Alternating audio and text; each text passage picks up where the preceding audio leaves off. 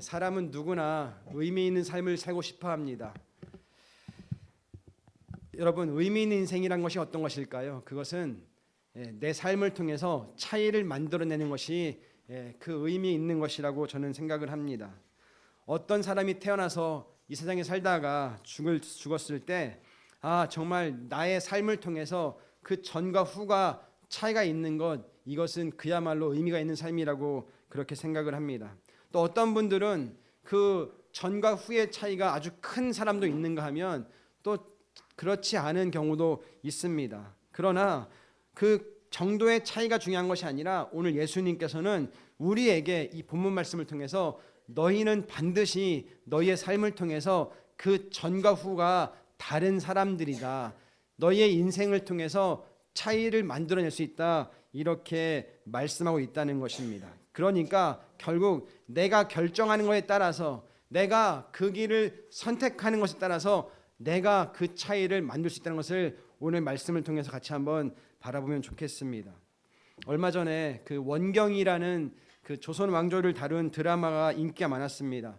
이 원경은 태종 이방원의 그 아내이면서 세종대왕의 어머니였던 그런 왕후입니다.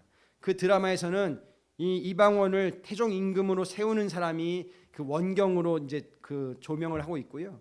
또 세종대왕을 왕으로 세우는 사람도 이 원경 왕후다 하는 것들을 조명하고 있었습니다. 여러분, 비록 여인이라 왕후밖에는 할 수 없었지만 원경 왕후가 아니었다면 그 태종이나 세종대왕 같은 위대한 임금은 아마 존재할 수 없을 것입니다. 이순신 장군은 또 어떻습니까? 여러분, 우리나라의 절체절명의 위기 가운데 정말 그분의 그 지혜와 그분의 그 유비무환이라고 하는 그런 자세를 통해서 잘 준비했을 때 그 외적을 물리치는 어마어마한 성과를 만들어내지 않았습니까? 또 이승만 대통령이나 박정희 대통령 같은 분은 또 어떻습니까? 정말 우리나라가 그 1950년대 가장 가난했던 그때에, 그리고 이승만 대통령이 대통령을 할 때는 그 당시에 우리나라 지도층의 70%가 사회주의를 추구했던 그런 시대라고 합니다. 그런데 그런 사회 가운데서 이분의 그 타고난 리더십으로 말미암아서 우리나라가 사회주의가 아니라, 전체주의가 아니라 자유민주주의로 갈 수 있는 발판을 마련하지 않았겠습니까? 또 박정희 대통령은 1960년대부터 정말 그야말로 세계에서 가장 가난했던 그런 나라를 산업국으로 도약을 하게 하고, 지금은 그분의 그 밑바탕에 놓았던 그런 여러 노력 끝에 전 세계에 10대 안에 드는 어마어마한 경쟁력을 갖춘 그런 나라가 되었습니다.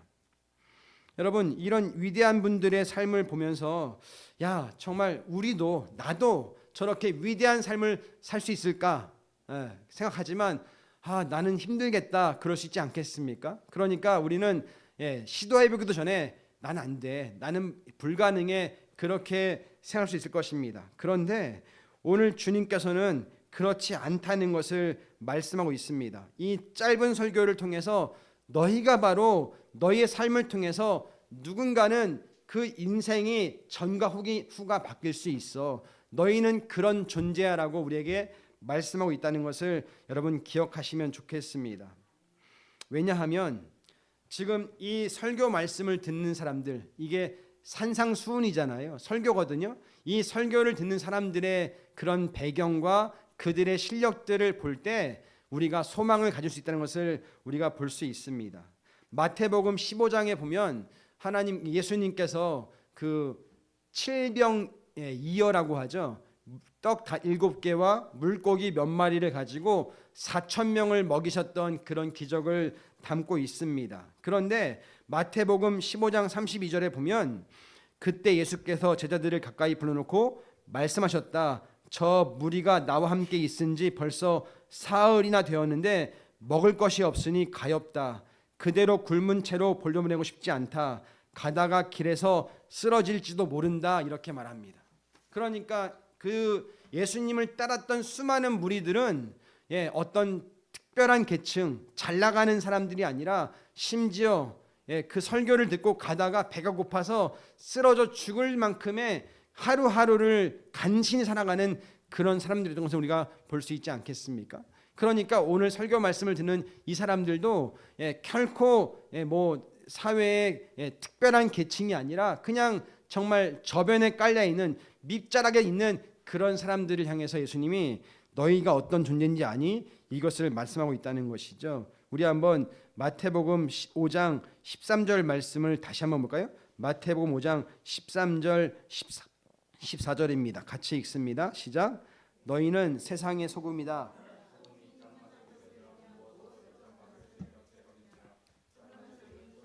아무데도 쓸데가 없으므로 바깥에 내버려서 사람들이 짓밟을 뿐이다. 너희는 세상의 빛이다. 산 위에 세운 마을은 숨길 수 없다. 예수님이 지금 분명히 그들을 향해서 딱 두 가지 말씀을 하시는 거예요. 너희는 세상의 뭐다? 소금이다. 또 너희는 뭐다? 세상의 빛이다. 예수님이 지금 너희가 소금이 되라, 빛이 되라고 말씀하시지 않고 있습니다. 너희는 세상의 소금이야. 너희는 세상의 빛이야. 이렇게 말씀하신다는 것이죠. 여러분, 소금과 빛은 어쩌면 작은 그것을 가지고도 주변을 완전 바꿀 수 있는 그런 능력이 있습니다. 여러분, 심심한 국에 소금 몇 조각만 스푼만 집어넣으면 바로 그 맛이 달라지는 것들을 우리가 느끼지 않습니까? 또 빛도 마찬가지입니다. 칠흑 같은 어둠에 여러분 멀리서 초롱불 하나만 있으면 그 빛을 우리가 분명히 볼 수 있지 않습니까? 그 망망대해에서 어부들이 여러분 등대를 왜 켜는 것입니까? 오직 하나, 아무리 구름이 안 끼더라도 정말 그 멀리서 보이는 그 빛 하나 때문에 그걸 붙잡고 갔을 때 그들은 안전하게 항구에 도착하는 것을 우리가 보게 되지 않습니까? 그렇습니다. 하나님께서는 오늘 분명히 말씀하십니다. 정말 너희가 세상 저변에 깔려있는 그런 약하고 어쩌면 밑바닥 가운데 인생이다 할지만 그럼에도 불구하고 너희는 세상의 빛이야. 너희는 세상의 소금이야 라는 그 말씀을 통해서 그런 삶을 누리라고 말씀하시는 것입니다. 물론 아까 말했던 원경왕후라든가 이순신이라든가 세종대왕, 무슨 박정희, 이승만 대통령 아주 그런 분까지는 모르겠지만 우리도 예수님께서는 너가 그런 선제야. 너가 바로 너의 주변을, 너의 이웃을 그렇게 영향을 줄 수 있는 그런 사람이야 라고 말하고 있다는 것을 여러분 꼭 붙잡으시고 오늘 말씀을 통해서 주님, 저도 그 삶을 살아보겠습니다 결단할 수 있는 있기를 예수님의 이름으로 축원드립니다. 여러분, 이런 차이를 내는 삶을, 의미 있는 삶을 살려면 어떻게 해야 될까요? 첫 번째, 남과 다른 삶을 살아야 됩니다. 13절에 보니까 소금이 짠맛을 잃으면 무엇으로 짠맛을 내겠느냐? 그러면 아무데도 쓸데가 없으므로 바깥에 내버리니 사람들이 짓밟을 뿐이다. 이렇게 말하고 있습니다. 팔레스타인 지방에는 여러분 그 소금이 우리처럼 염전이 아니라요. 거기는 광야잖아요. 그러니까 이런 사막에 소금이 많이 있다고 합니다. 그런데 그들은 그 사막의 소금을 캐내는데 어떤 때는 그 맛이 전혀 없는 그런 소금을 캐낼 때도 있다는 것이죠. 여러분, 그럴 때 어떻게 하겠습니까? 사람들이 소금을 캐는 목적은 다른 것이 아니라 이것을 통해서 어떤 맛을 유지하고 또 어떤 신선도를 유지하기 위해서 그렇게 캐는 것인데, 만약에 그 소금이 맛이 없다면 어떻게 할까요? 그냥 던져버리겠죠. 버려버리겠죠. 그것입니다. 마찬가지로 우리가 남들이 거짓말한다고 내가 다 거짓말하고, 남들이 부정한 짓을 한다고 내가 다 부정한 짓을 하고, 여러분, 그러면 우리가 세상과 다를 게 무엇이 있겠냐는 것입니다. 남들이 그래 요즘에는 그냥 너도 나도 원나잇 스탠드라고 그러나요? 그래서 하룻밤에 만나서 그냥 마음 맞으면 그 몸을 섞을 수 있어. 그런 시대라 산다고 하면 여러분, 우리가 그렇게 산다 그러면 우리가 세상과 무슨 차이가 있겠습니까? 오늘 주님께서는 너희는 세상의 빛이야. 너희는 세상의 소금이야. 그렇기 때문에 너희는 세상과는 다른 삶을 살아야 그 소금의 역할을 할 수 있는 것이고 빛의 역할을 할 수 있는 것이야. 이렇게 말하는 거 아니겠습니까? 남들이 다 먹는다고 술 먹고 남들이 다 이혼한다고 나도 그냥 내 마음에 안 맞으면 내 성격에 안 맞으면 난 이혼할 수 있어 이렇게 한다면 우리가 세상과 다를 게 뭐가 있냐는 것입니다. 의미 있는 삶은 내가 살아내는 것이 내가 삶을 통해서 내가 뭔가를 선택할 때 그것을 우리가 할 수 있다는 것을 오늘 본문은 말하고 있는 거 아니겠습니까? 여러분 세상에 살다가 그냥 죽는 게 인생이 아니라 우리 모두는 하나님께서 우리에게 각자에게 너는 내가 너에게 준 사명을 위해서 태어났다라고 말씀하시는 그런 존재라는 것입니다. 창세기 12장에 보면 하나님께서 아브라함을 부르세요. 그때 아브라함이 정말 하나님을 잘 모를 때 하나님께서 그를 부르시고 너는 이제 앞으로 복이 될 거야. 너를 통해서 많은 후손과 또 너를 통해서 또 그 가나안 땅을 차지할 것이야라고 하나님이 약속하지 않습니까? 그러니까 너는 지금 복이 되는 삶을 살아야 돼 이렇게 말씀하시면서 너가 지금 그럴 수 없지만 나는 너를 택했어. 택한 것은 너를 통해서 내가 반드시 이룰 것이야라고 말씀하신다는 것이죠. 그렇기 때문에 우리 한 사람 한 사람을 하나님이 교회로 불러주셨고 우리 한 사람 한 사람에게 맡겨주신 그 사명을 살아내는 것은 다른 것이 아니라 세상 사람들과 다른 삶을 살 때 가능하다는 것입니다. 세상이 가는 길을 그대로 따라가는 것이 아니라 주님 제가 다른 길을 걷겠습니다.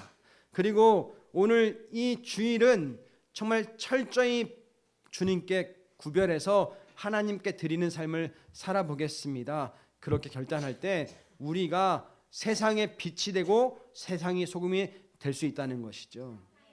우리가 금요일마다 목장에 모이고 있습니다. 제가 참 감사한 건 우리 아이들도 이 목장에 모이려고 애를 쓰고 있다는 거예요.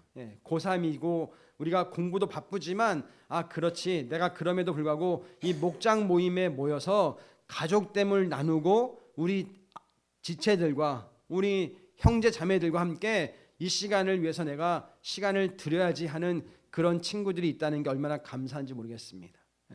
지난주에 우리 예지가 연락이 안 됐어요. 근데 예지가 그럼에도 불구하고 이 아이가 목장 가야지 그 시간을 기억하고 준비하고 나오는 걸 보았습니다. 여러분 그렇습니다.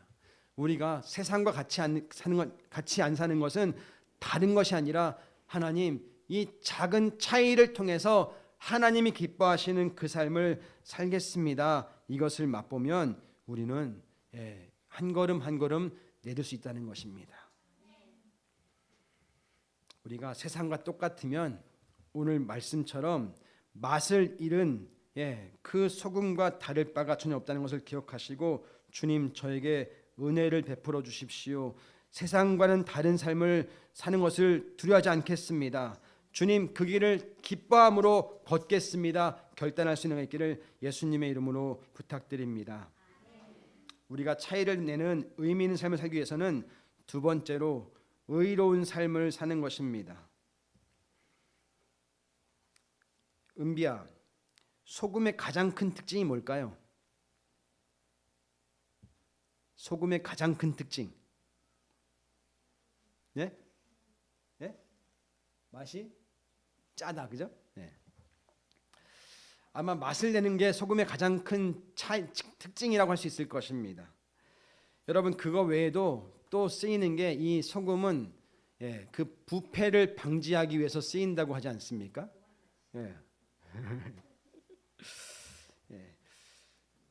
우리나라에서도 옛날에 그 생선을 오래 두고 먹기 위해서 소금을 다 간을 해가지고 넣었잖아요.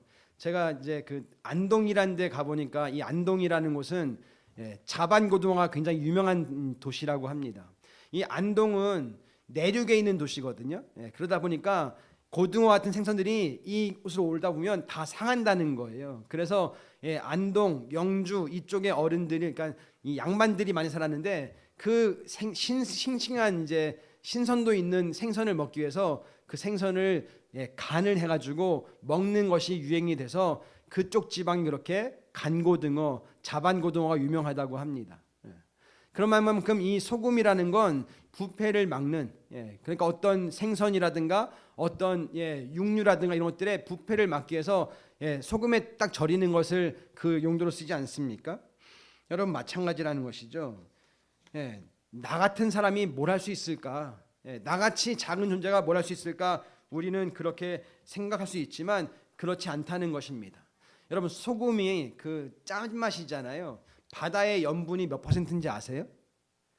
바다의 염분이 3.5%가 안 된다고 그럽니다.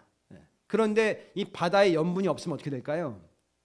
바다가 물이 흐르지가 않는다는 거예요. 이 짠물이 더 짠물로 이렇게 흘러가는 경향이 있기 때문에 그게 짠물이 만약에 염분이 없어지면 바닷물이 딱 정체되어 있다는 것이죠. 그러니까 북극 지방은 완전히 그냥 얼음바다가 돼버리고요. 얼음이 돼버리고요. 그래서 아무런 생명이 존재할 수 없는 그런 나라가 곳이 되는 것이 바로 이 염분 없는 이 바다의 모습이라는 것이죠. 여러분 3.5% 나머지 97%는 물이라는 뜻이잖아요. 그런데 그 3.5%가 엄청난 바다의 물에 유지를 하게 한다는 것이죠. 마찬가지 아니겠습니까? 우리가 크리스천이 세상으로 따지면 진짜 몇 퍼센트 안 되는 아주 아무것도 아닌 그런 존재일 수 있습니다. 그런데 주님께서는 너희가 바로 세상의 소금이야. 그 세상의 소금의 역할을 잘 감당할 때 세상은 그 건전한 그런 유지할 수 있어. 이 말씀하는 거 아니겠습니까? 여러분 그러니까 나의 자신의 능력을 과소평가하지 마시기 바랍니다. 나는 부족하지만 나는 약하지만 내가 주님 그 믿음의 삶을 살아보겠습니다. 그렇게 나갈 때 우리의 이 자금을 통해서 하나님께서는 세상을 움직이시는 놀라운 이 역할들을 만들어낸다는 것이죠. 제가 가끔 말씀드렸지만 여러분 로마라는 나라가 기독교 국가가 된 것은 그들이 기독교인이 많아서가 아니었습니다. 처음에는 핍박받는 기독교였고 처음에는 그 일부만 그것도 여인들 계층이 낮은 사람들 그런 사람들만 예수를 믿었던데 그분들이 결국에는 로마의 지배계층들을 바꾸기 시작했고 그들이 결국에는 나중에는 나라 전체가 기독교가 되니까 313년에 콘스탄티누스 대제가 그래 이 나라의 국교를 기독교로 해야지라고 바꾸게 되는 엄청난 결과물들을 가졌다는 것이죠.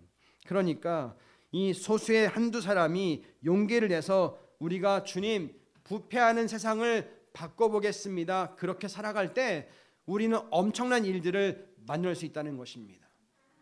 제가 요즘에 그 탄핵 정국이라고 하잖아요. 근데 제가 참 보면서 놀라는 것은 그 10년 전인가요? 2016년도인가요? 그때 박근혜 대통령이 탄핵됐잖아요. 그리고 결국 그게 이제 용인이 돼가지고 결국 이제 대통령이 쫓겨나지 않았습니까? 근데 이번에는 좀 다르다는 거예요. 근데 왜 다를 수 있느냐? 그 분석한 걸 보니까 놀라운 거예요. 전에는 사람들이 그냥 다 자포자기하고 아무런 항거하지 않았다는 거예요.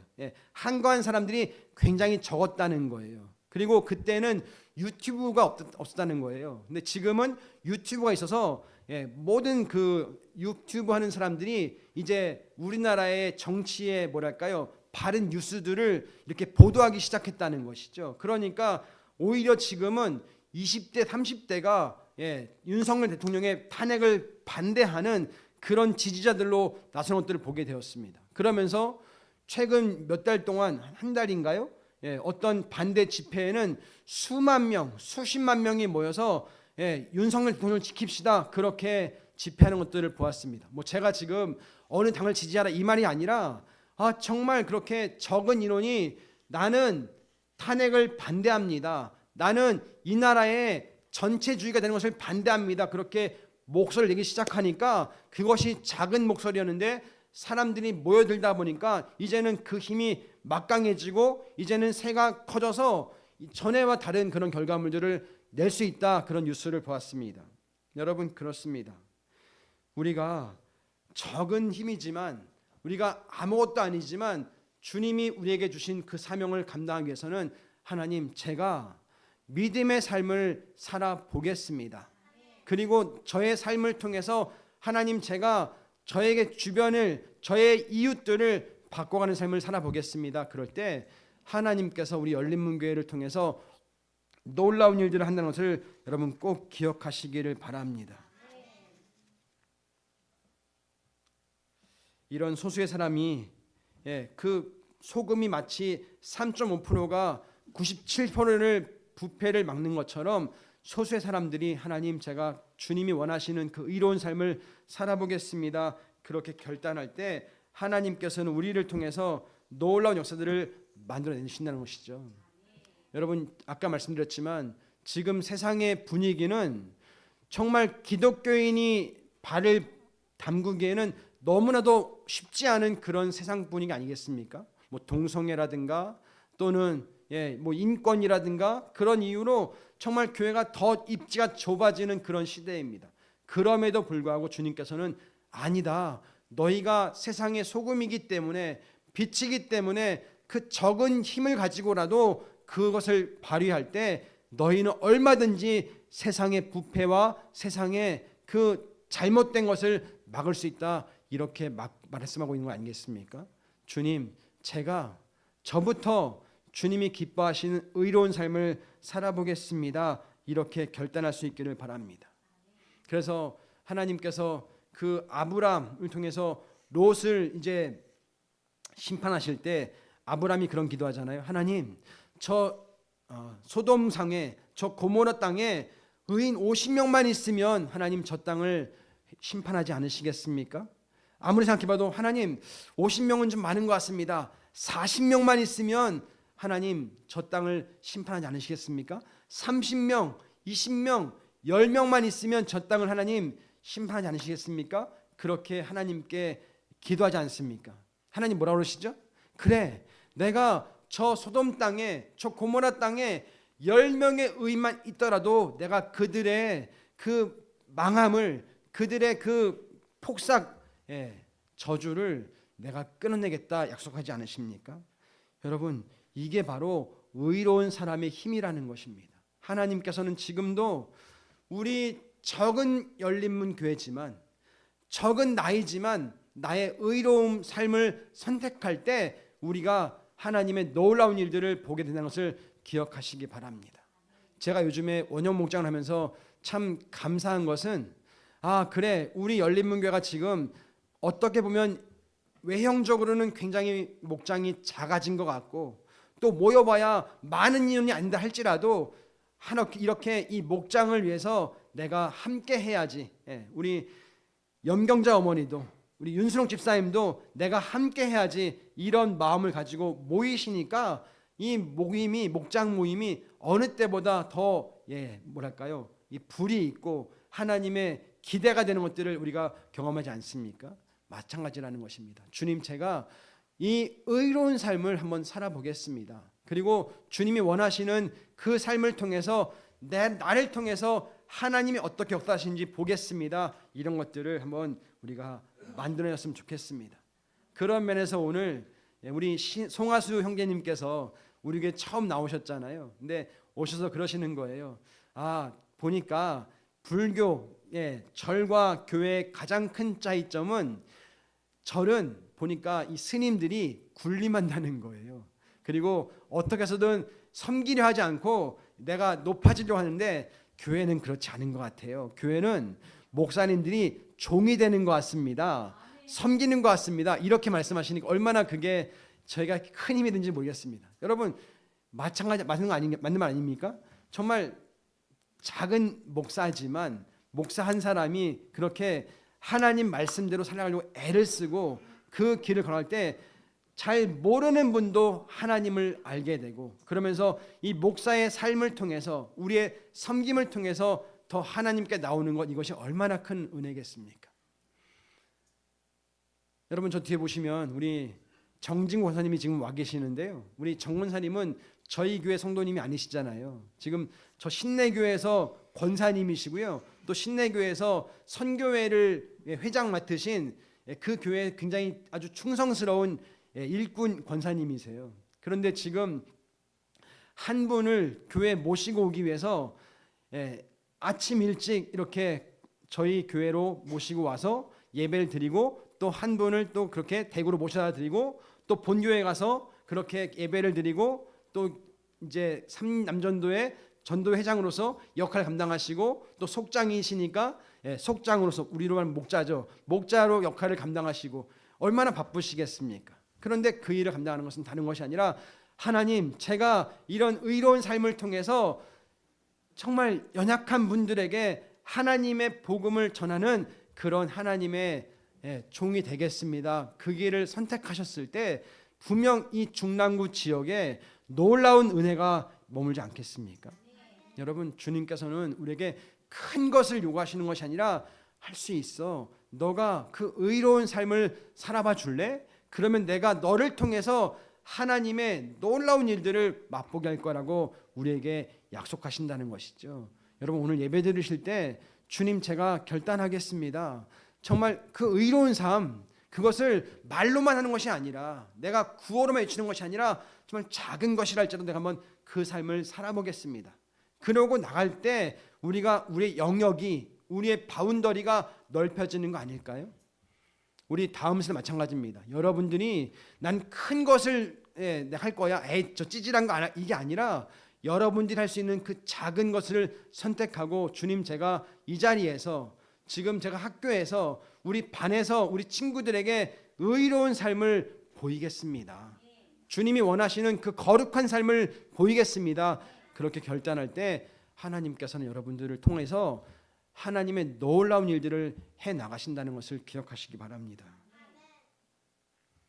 여러분들을 통해서 부패가 방지되고, 여러분들로 인해서 정말 멸망이 구원받는 그런 귀한 차이를 만들어내는 의미 있는 삶을 살 수 있기를 예수님의 이름으로 부탁드립니다. 마지막 세 번째, 우리가 차이를 내는 의미 있는 삶을 살려면 선한 삶을 살아야 합니다. 한번 따라해 볼까요? 선한 삶을 살아야 한다.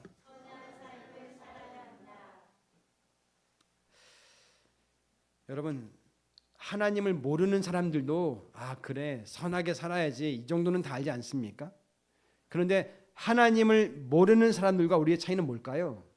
그들은 선한 삶을 살아야 되는 걸 알지만 그걸 살아낼 수 없습니다. 그런데 우리는 그걸 알고 우리는 살아낼 수 있는 힘이 우리 안에 있다는 것을 기억하시기 바랍니다. 그래서 가끔가다 사람들이, 야, 저 승건이 보니까 예수 믿고 달라졌네, 이런 말을 좀 듣지 않습니까? 그게 무슨 말일까요? 예수님을 믿고 내가 좀 의로운 삶, 내가 좀 다른 삶을 살아봐야지 하니까, 여러분, 그렇게 하면 세상 사람들도 제가 달라졌네, 이런다는 것이죠. 근데 세상 사람들은 살고 싶지만 살 수 있는 힘이 없다는 것을 여러분, 우리 인정할 수밖에 없지 않습니까? 그런데 우리가 그렇게 살 수 있는 것은 무슨 이유 때문에 가능합니까? 우리 안에 계시는 성령님 때문에. 성령님은 우리가 그런 삶을 살 수 있는 욕망도 주실 뿐만 아니라 살 수 있는 능력을 주신다고 성경은 분명히 말씀하고 있습니다. 그렇게 살아낼 때 하나님께서는 나를 통해서, 그 의미 있는 삶을 통해서, 선한 삶을 통해서 세상을 바꿔간다는 것을 기억하시기 바랍니다. 한번 생각해 볼까요? 우리 희연이가 열심히 요즘에 아침에 일어나서 말씀도 암송을 하고 성경도 읽고 그리고 학교를 간다고 그럽니다. 그런데 그렇게 하는 그 이유가 뭘까요? 내가 이렇게 하면 누가 가장 기뻐할까? 이걸 알기 때문 아니겠습니까? 하나님도 기뻐하시지만 내가 이렇게 할 때 우리 엄마가 기뻐해, 이걸 아니까 하기 쉽지 않아도, 힘들어도 우리 엄마가 나를 위해서 이렇게 기도해주고 나를 열심히 이렇게 키워주니까 내가 엄마에게 보답해야지, 그런 마음 때문에 하는 거 아니겠습니까? 여러분, 이런 마음이 어디서 왔겠습니까? 하나님이 주신 마음이니까.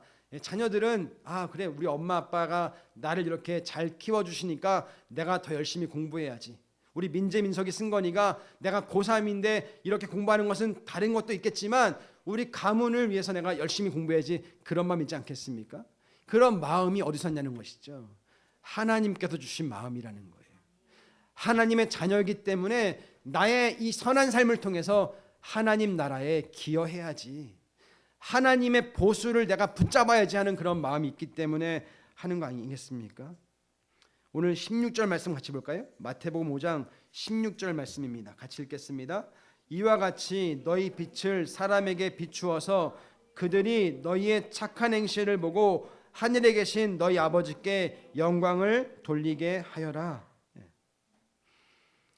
여러분, 세상에 우리가 하나님께 영혼 돌리는 것보다 더 귀한 게 있겠습니까?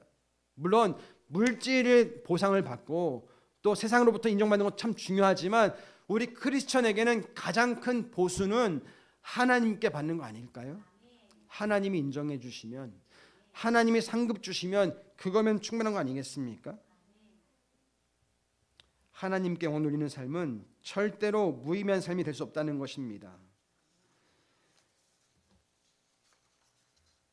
우리 교회는 우리 교회를 통해서 하나님, 우리 어르신들이 예수님을 믿으시고 또 우리 이웃 한 분 한 분이 주님께 나오는 것을 열망하고 있습니다.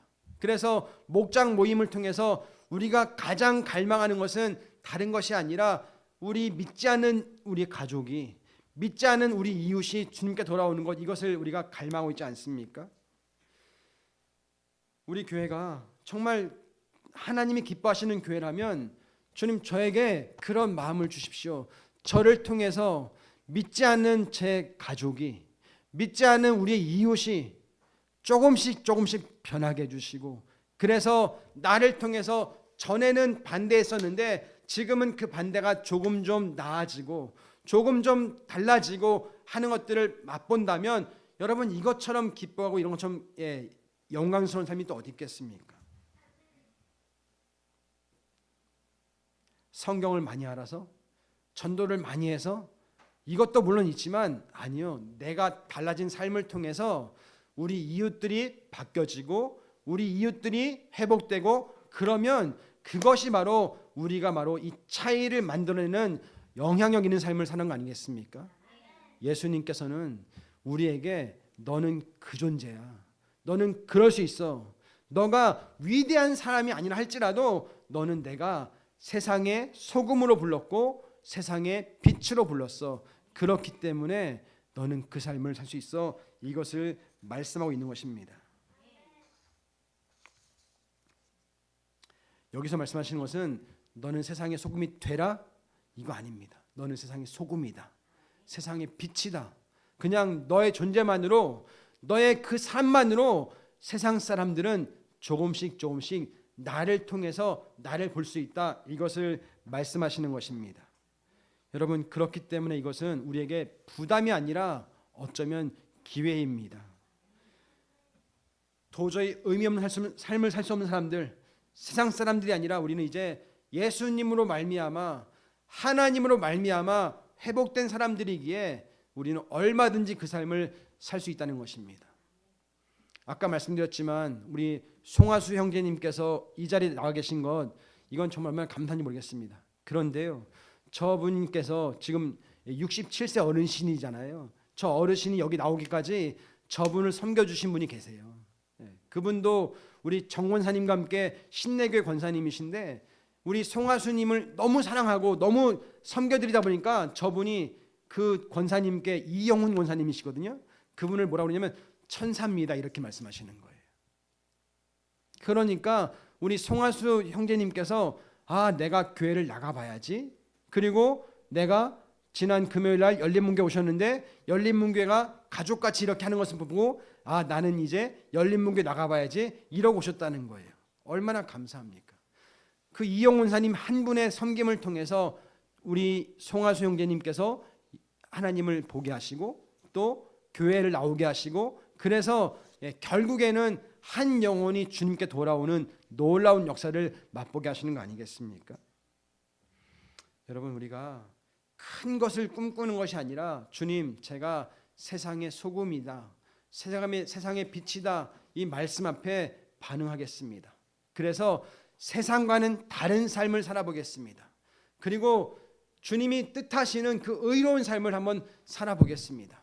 그리고 선한 삶을 제가 추구하며 나가겠습니다. 그럴 때 하나님께서 우리 열린문교회, 아니 나를 통해서 이루어 가실 하나님의 그 나라, 하나님의 뜻을 바라보시고 주님 앞에 반응할 수 있는 은혜가 있기를 예수님의 이름으로 축원드립니다. 우리 같이 한번 기도하겠습니다.